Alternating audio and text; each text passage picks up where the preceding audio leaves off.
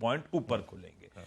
कैसे पोजीशन भैया, बढ़िया पुल बैक। और आपने वो शायरी में कुछ कंसर्न्स हाईलाइट जरूर कर दिए हो, लेकिन वो एफआईआई डीआई दोनों कैश में तो लपेट रहे थे, माल कैश में लपेट रहे थे।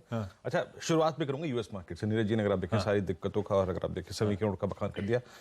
पिछले यूएस की 3 कैंडल्स, कल की, परसों की और उससे पहले सेशन की, इनका तीनों का लो 100 और 200 डिमा क्लस्टर है। तो मैं इसलिए कह रहा था कि बहुत दूर की बात मत करिए, क्योंकि यूएस मार्केट्स एक मेक और ब्रेक लेवल पे है। यहां से ये लेवल ब्रीच हुए, टूटे तो बहुत सीरियस पेन, बहुत सीरियस पेन। और पुल बैक दिया तो पुल बैक, बट एक क्रिटिकल लेवल पे है। इसलिए कहता मैं बहुत, अगर आप देखें दूर की कॉल मत लीजिए यहां पर। अब आते हैं इंडियन मार्केट्स पे। कल क्या था देखिए, कल बेस वन पहले डिफाइन करना पड़ेगा, क्योंकि उसी की परछाई आज भी रणनीति पे है। कल हमारा बेस वन था 340 टू 90। मैंने यही कहा था कि इसके ऊपर रिस्क टेकर्स बाय कर सकते हैं, बट ये होल्ड करना चाहिए। और I think bank of Japan की खबर के चलते वो शुरू में ही वॉलेट हुआ, डिसाइसिवली वॉलेट हुआ। मैंने स्क्रीन पे कई बार बोला भी, वो वॉलेट हुआ और हमें क्या मिला, बेस 2, जो हम टारगेट लेके चल रहे थे 225। क्लोजिंग में हमने ट्रेड इसलिए लिया क्योंकि निफ्टी अपने ऑप्शन बेस को फिर रीगेन कर रहा था। 290, 320, 340, ये एग्जैक्टली 2 बजे की कमेंट्री थी कि जैसे ही 320 बाइसेक्ट होगा हम बाय करेंगे। और हमें क्या मिला, 18,400। अगर आपके पास कल के लॉन्ग है या फिर आज आप ट्रेड में उतरना चाहते हैं तो आपकी अप्रोच क्या हो। पहले देखते हैं एफआईज को। एफआईज ठीक है, आशीष ने जो कहा अभी कि कैश में दोनों बायर हैं, यस दैट्स गुड। करीब करीब 456 करोड़ रुपए की एफआईज की बाइंग, डीआईज की लगभग 494-95 करोड़ रुपए की बाइंग थी। लेकिन एफआईज के इंडेक्स के आंकड़े बहुत ट्रिम हो गए। 2986 करोड़ रुपए की उनकी तरफ से सेलिंग थी और करीब 13,000 कॉन्ट्रैक्ट लॉन्ग अनवाइंड कर लिए उन्होंने, 16,000 कॉन्ट्रैक्ट शॉर्ट। ये बहुत नेगेटिव है। और 1129 करोड़ रुपए का स्टॉक फ्यूचर बेचा, 4200 कॉन्ट्रैक्ट लॉन्ग ट्रिम कर लिए, 13,000 कॉन्ट्रैक्ट शॉर्ट। और एक और चीज याद रखिएगा, उन्होंने कॉल लॉन्ग अनवाइंड की, प्रॉफिट्स को बुक किया, बट पुट शॉर्ट उन्होंने कम कर ली। ये मेरे को हमेशा, अगर आप देखें, भयभीत करता है, डराता है। पुट शॉर्ट एक समर्थन होता है, सपोर्ट होता है बाजार में, वो कम हो गया। जरा आप एफआईज के कॉन्ट्रैक्ट वाला पिरामिड वो लेके आइए और आप देखेंगे इस डेटा को कि ऑलमोस्ट 28 अक्टूबर के बाद, 28 अक्टूबर से लेकर 30 दिसंबर के बीच में हम, ये देखिए आशीष आपकी स्क्रीन पर, कहां ये कॉन्ट्रैक्ट पॉजिटिव ट्रेजेक्ट्री में, और लगभग हम 1 लाख कॉन्ट्रैक्ट प्लस थे ऑन 30th of नवंबर। लेकिन दिसंबर में ये अनवाइंडिंग अब आपको नेगेटिव ट्रेजेक्ट्री में ले आई है। नेगेटिव ट्रेजेक्ट्री में आज आप -1900 कॉन्ट्रैक्ट्स है एफआईएस के। तो कैश में फिर भी बाइंग हो रही हो, लेकिन दरअसल हाँ, अनवाइंड कर रहे थे, शॉर्ट्स क्रिएट कर रहे हैं। हाँ, शॉर्ट क्रिएट कर रहे हैं और अपनी लॉन्ग्स को काफी ट्रिम कर लिया एफआईएस ने। और याद रखिएगा, हमने अक्टूबर नवंबर के में ही बहुत स्ट्रॉन्ग मूव देखा था और एफआईएस का बहुत स्ट्रॉन्ग पार्टिसिपेशन था अक्टूबर। आपको याद है, मैं इनफैक्ट आपको डिजिट निकाल के देता हूं कि मैं थोड़ी देर में दे भी दूंगा। इनफैक्ट दिसंबर में अब तक एफआईएस का कैश में कुल सेलिंग का आंकड़ा है करीब 6,006 करोड़ रुपए, ठीक है। और अगर आप 30 नवंबर का स्टैट्स मेरे पास इस वक्त, अगर आप देखें एक्सेल में है भी, अगर मैं देखूं पूरी अक्टूबर अगर आप देखें तो अक्टूबर नवंबर का आंकड़ा था 22,000 करोड़ रुपए पॉजिटिव। इनका कोरिलेशन देख रहे हैं आप, जब आप नेट कॉन्ट्रैक्ट में पॉजिटिव थे, आपकी 2200 करोड़ रुपए की, 22,000 करोड़ रुपए की बाइंग आई, और जब आप नेट शॉर्ट हो गए हैं उसी महीने ऑलरेडी आपने 6,000 करोड़ रुपए का लिक्विडेशन कर दिया।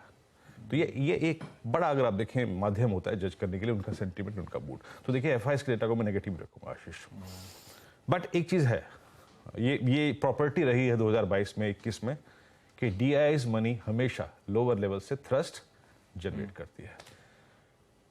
सेलिंग बहुत देर तक परसिस्ट नहीं करती है, बेयर फेस जो है इंडियन मार्केट से बहुत देर तक परसिस्ट नहीं कर रहा है। इसीलिए जस्ट मैं स्क्रीन को ट्रेड करूंगा आशीष। अब आइए स्क्रीन को जज करने की कोशिश करते हैं, क्या हुआ क्या नहीं हुआ। पहले निफ्टी लिखे आइए और निफ्टी के स्टैट्स लिखे आइए। जब हम चल रहे थे, हम कैसे चल रहे थे, देखिए चल रहा था रिलायंस अगर आप देखें अपना जो था एक 2600 के कॉलाइटर के जोन को बाइसेक्ट करता है। अपने रिलायंस दिखाइएगा, रिलायंस, एचडीएफसी बैंक, एक्सिस, बहुत सारे स्टॉक्स जो थे वो डे हाई की तरफ फ्लोट कर रहे थे और उसी का एक इंपैक्ट था कि हम जाके डे हाई के क्लस्टर में बंद हुए। अब लेके आइए जरा, अब ये देखिए रिलायंस ने 2600 के कॉलाइटर को ट्रैप किया। याद रखिएगा, मैं ये कोई बाय कॉल नहीं की बात कर रहा हूं, मैं जस्ट स्टैट्स, एक ऐसा इंडेक्स का हैवी वेट जो कि इंडेक्स की दशा दिशा बदल सकता है। स्टेलर डिस्क्लेमर आपकी स्क्रीन पे है। तो अब आप लेके आइए निफ्टी की कॉल्स और पुट्स, जैसे हम स्क्रीन को जज करने की कोशिश कर रहे हैं। क्या हुआ जरा देखिए एक बार, सबसे स्ट्रांग पुट राइटर कहां पे आया? जब हम डे हाई पे जाके क्लोज हो रहे थे 18,300, यहां पे 92 लाख का आउटस्टैंडिंग हुआ है, 10 लाख पुट बिकी। हालांकि कल के लो पे कल 19 लाख पुट बिकी, 73 लाख का आउटस्टैंडिंग हुआ है। लेकिन याद रखिएगा in terms of maximum outstanding OI 18,300, ये अभी भी सबसे बड़ा, अगर आप देखें, ओआई कमांड करती है। कॉल्स में 18,400 का call writer quite naturally back foot पे आएगा, क्योंकि इंडेक्स उससे ऊपर जा रहा है और कल इसी ने संकेत दिए थे कि जनाब हम बैकफुट पे जा रहे हैं। 18,500 पे अगर आप देखें अभी भी 77 लाख का आउटस्टैंडिंग वही है। याद रखिएगा आज हमारे लिए सबसे इंपॉर्टेंट है 18,500। कल था 300, आज ऊपर की तरफ 18,500 और नीचे की तरफ 18,300 हमारे लिए काफी महत्वपूर्ण लेवल है। पिरामिड्स लेके आइए। पिरामिड्स को आप देखेंगे अभी भी आपको लगेगा कि इंडेक्स बहुत स्क्यूज्ड है, बहुत स्क्यूज्ड है एक छोटी सी रेंज में। ये देखिए, मैं बार बार 300 का जिक्र क्यों कर रहा हूं? आपकी जो लाइट ब्लू कैंडल है दैट्स 18,300 पुट ऑप्शन, और अभी भी 18,500 पे और 18,600 पे सबसे बड़े कॉल राइटर खड़े हैं। याद रखिएगा 18,500 पे और 600 पे। अब आइए आप लेवल्स पे, रणनीति का जो रेजिस्टेंस है R1 R2 लेके आइएगा। क्या है ये, उसको समझने की कोशिश कीजिए। देखिए R1 क्या है, फर्स्ट लेवल आपकी स्क्रीन पे आएगा दैट्स 18,446। ये है एग्जैक्टली निफ्टी का 20 डे एक्सपोनेंशियल मूविंग एवरेज। आप चाहे कल के लॉन्ग हो या फिर आज फ्रेश लॉन्ग करना चाहते हैं, 70 80 या फिर 50 60 पॉइंट के स्टॉप लॉस के साथ अगर इस लेवल के ऊपर निफ्टी टिके तो a long trade will come into the picture. तब आएगा 484,514 तक का स्विंग मिल सकता है। मैं क्या कह रहा था कुछ देर पहले कि 500 पे सबसे बड़ा कॉल राइटर है, 514 के ऊपर सस्टेन होना बहुत जरूरी है एक सेशन तक, कुछ देर तक, 10 मिनट्स तक, 15 मिनट्स तक, तभी हम स्विंग टुवर्ड्स 545 या फिर 576 तक दे पाएंगे। याद रखिएगा सबसे क्रिटिकल लेवल है 446, the 20 day exponential moving average. और एक और बात, आपको थोड़े अपने अगर आप देखें तो इर्द गिर्द का माहौल देखना पड़ेगा। आई मीन यूएस फ्यूचर्स, साथ ही साथ रिलायंस, HDFC और बैंक निफ्टी, इन तीनों को नजर में रखना पड़ेगा आपको जब आप निफ्टी ट्रेड करें। इनके 3 के 4 जरूर लगा के रखें। और एक और चीज, बेस 1, ये पिछले 3-4 सेशन की प्रॉपर्टी रही है जिसको आपको स्वीकारना पड़ेगा कि आपके लोज जो हैं वो नए बनते जा रहे हैं। सो इन एनी सर्कमस्टेंसेस, सुबह भावनाएं अच्छी हैं, एक्सिस निफ्टी ऊपर है, लेकिन शाम को इन एनी सर्कमस्टेंसेस क्लोजिंग के वक्त अगर आप आशीष बेस 1 को वॉलेट करते हैं तो शॉर्ट करने में परहेज मत कीजिएगा। बिलो 271, ट्रेजेक्ट्री ऑफ 171 133 अभी भी ओपन है। बट आज क्योंकि एक्सिस निफ्टी पॉजिटिव है तो मैं सबसे ज्यादा फोकस करूंगा 446 पे। लेकिन फिर कहूंगा बैंक निफ्टी आपको और रिलायंस आपको गाइड करेगा कि ये कैसा परफॉर्म कर रहे हैं, और निफ्टी आईटी पर नजर रखिएगा। आशीष।